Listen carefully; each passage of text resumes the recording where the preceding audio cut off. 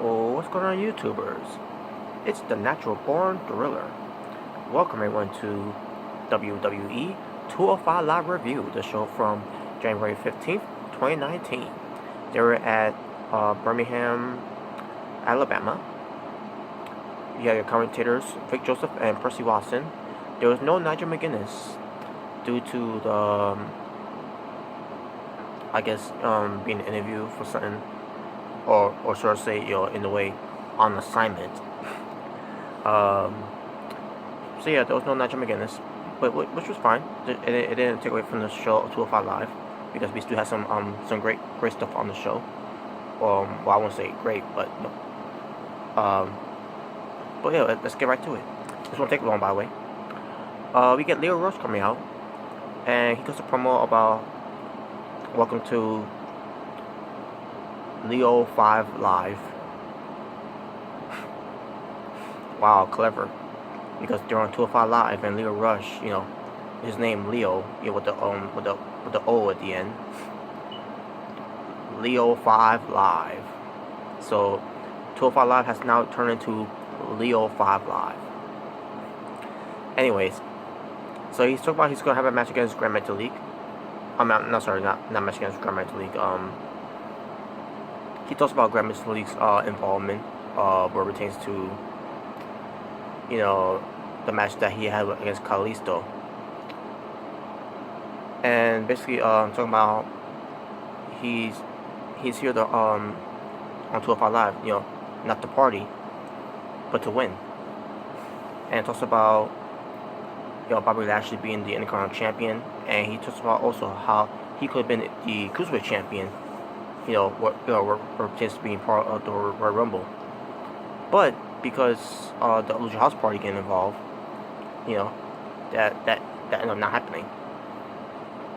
Because Kalisto ends up winning the match, which I disagree with that part, by the way, of him winning. And then the whole thing of how Leo Rush lost too. So then Leo Rush basically tells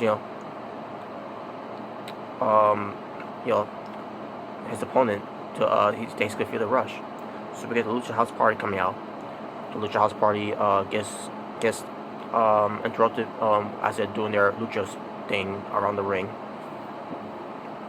Leo Rush basically says to the Lucha House Party are out here, and basically makes the case that it was with the Lucha House Party being at ringside, is the reason why they win matches. So it led to Leo Rush having a one-on-one match with Lindsay Dorado, while Grand Metalik and Kalisto ends up leaving. So the match happens. Match itself, with Leo Rush being there by himself without the Lucha House Party and that whole dumb Lucha House Party gimmick.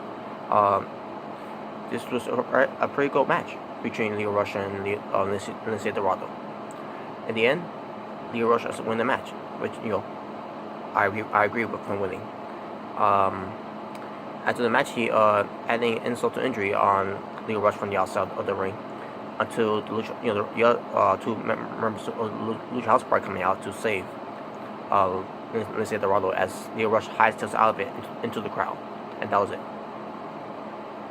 So yeah, there you go. That was much. Not much to say about that. So whatever. Caleb Braxton interviews Noam Dar. I was gonna say Norman, actually Noam Dar. And basically, Norman Dar was being asked about the whole match with Tony Nese, and then Tony Nese shows up and says that he got lucky, and they should go, they're one piece at each other.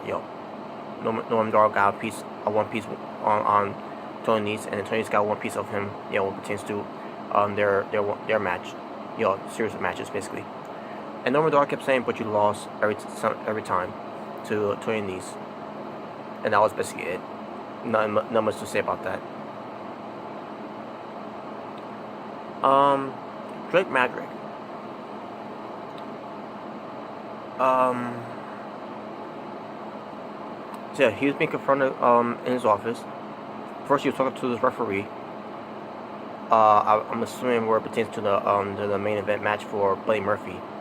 I guess I'm assuming, or something about Lindsay Dorado. I don't remember what it was, but anyways, and then TJP comes in. He's not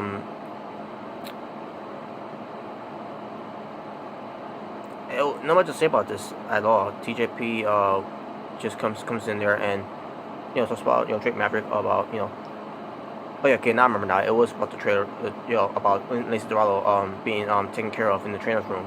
That's why the referee was there.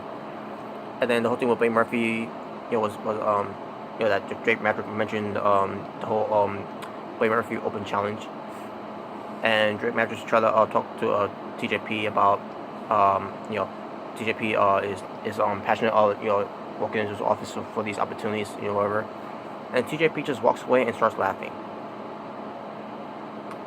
Yeah, what a waste of segment that was, by the way.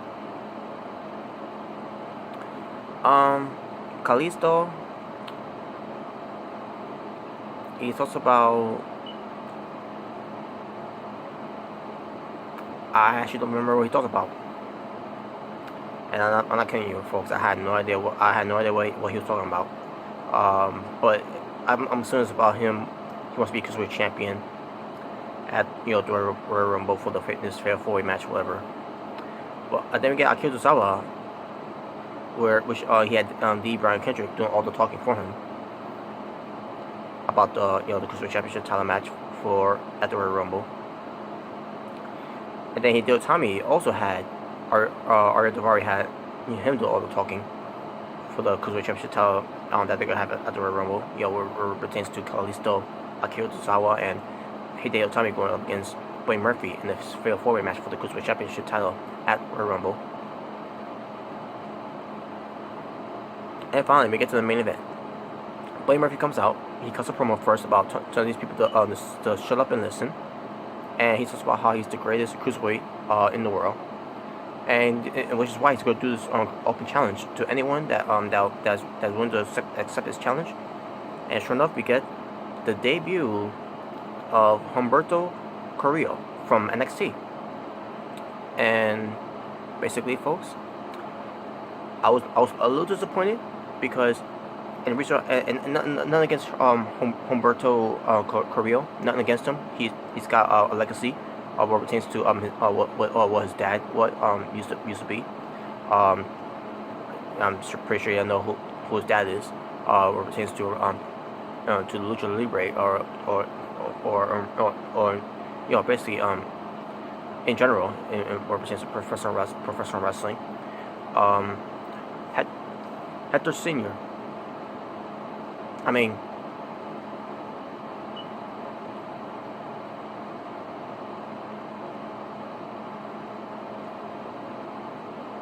what's the Hector? Unless I'm thinking about someone else named Hector. Oh no, actually, yeah, Hector Garza Senior. That's what I meant to say. Yeah. And they also know Hector Garza Jr. For his time in Impact Wrestling at one point. So yeah, but basically, like I said, nothing personal to Humberto Carrillo. The thing is that no one knows who he is, though. That's my point that I'm trying to make here. Nobody knows who he is unless you watch NXT and you know what he does. He's pretty damn good. Especially when he's teaming up with Raul Mendoza.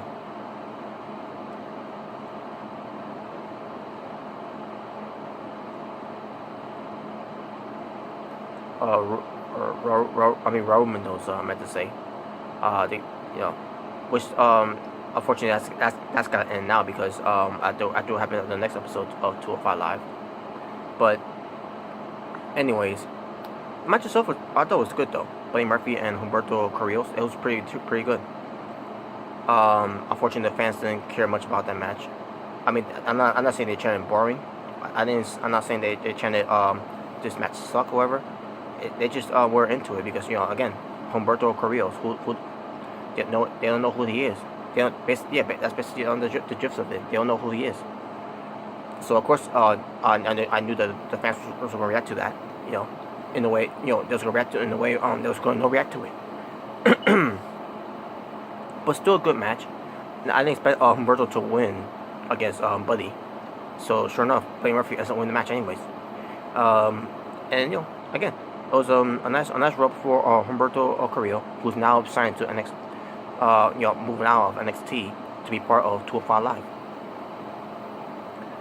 And there you go. There's nothing much to say about it. And that was the end of the show.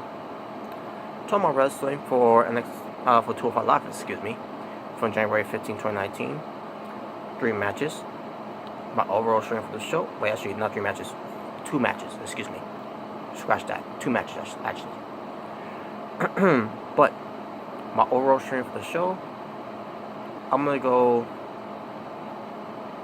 6 out. I'm gonna go 6 out of 10. Excuse me. So that being said, thank you all for watching.